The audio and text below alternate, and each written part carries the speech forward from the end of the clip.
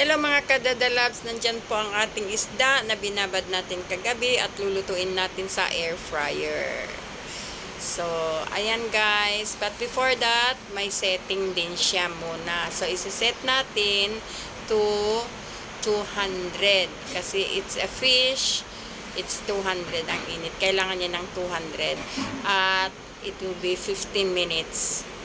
So, kailangan iset natin ang 200 at dito guys, ang time niya is 15 minutes lulutuin.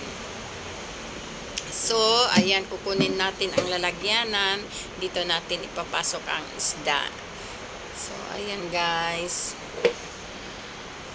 Oh, oops, hindi yata kakasya guys ang buong isda. So, we have to cut it.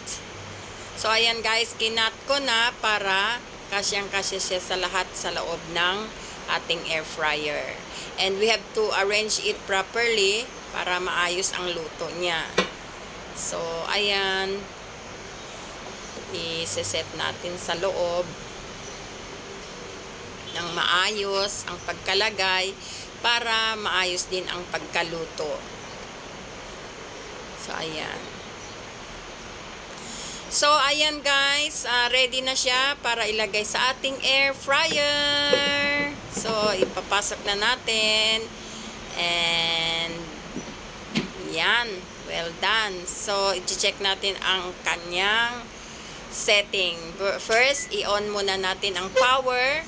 At saka, we will check kung nasa 200 na rin siya. And then, yan. Sorry guys, magalaw ang camera ko. So, it's 15 minutes. So, isiset natin dito ang 15 minutes. Yan, ang 15 minutes. So, we will turn it to 15. Number 15 for 15 minutes. Yan. So, ayan. O, nakaset na siya sa 200. Kasi, we're cooking fish. So, kailangan 200 and for 15 minutes. So, ayan, naka-number 15 na rin siya for 15 minutes. So, ayan, well done.